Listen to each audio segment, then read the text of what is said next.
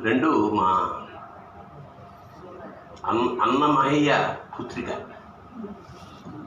సాక్షాత్తు. ఎందుకంటే అన్నమయ్య నాకు తమాషా ఏమిటి, చిన్నప్పుడు జో అచ్యుతానంద జో జో ముకుందం ఆడుకున్నా అది ఎవరు రాశారో మనకు తెలియదు. కానీ నాకు ఒక పేషెంట్ ఆసుపత్రిలో ఉండగా ఆ అమ్మాయిని పలకరించడానికి తరచు పెడుతుండండి. బాగా సాహితీ సంపన్నుడు ఆ అమ్మాయి.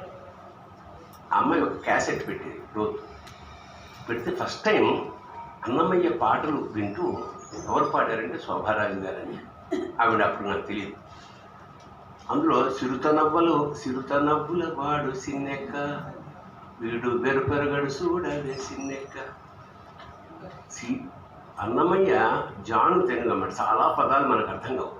మరి ఏమిటి ఈ పదాలు నాకేం అర్థం కాలేదు. దానికోసం నేను డిక్షనరీ పట్టుకుని అసలు దశావతారాల గురించి ఇంత సెలస మూరవాడు అంటే ఎవడ సెలస అంటే రౌండ్గా ఉన్న మూచున్నవాడు, వరాహం, బోరవీపు వాడు.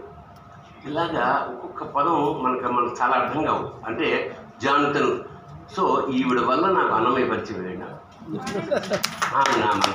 మన సాహిత్యం వరకు ఓకే అమ్మ, సంగీతం ప్రమాదకరం మాకన్నా వెళ్ళదు.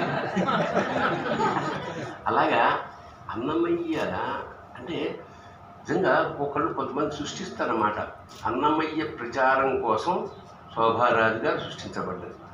క్రీడార్థం సృజసి ప్రపంచమఖిలం అన్నారు ఆదిశంకర్.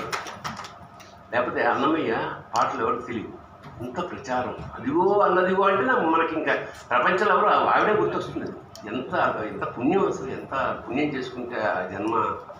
అలాగే సామాన్యులెవ్వరికి అర్థం కాని అన్నమయ్య జీవితాన్ని హరించిపోయాడు మా రాఘవేంద్రరావు గారు. అప్పటి వరకు చాలామందికి అన్నమయ్య తెలిసినా చెప్పులు వేసుకోవడం మానేశారంటే థియేటర్లో. అన్నమయ్య సినిమా చూసినప్పుడు చెప్పులు పక్కన పెట్టుకుని సినిమా చూసేవారట. అంత భక్తిభావాన్ని కలిగించే రాఘవేంద్రరావు గారు. ఆయన జన్మధన్యం. అంటే ఒక్కొక్కళ్ళు ఒక్కొక్క దానికోసం పుడతారేమో. అలాగా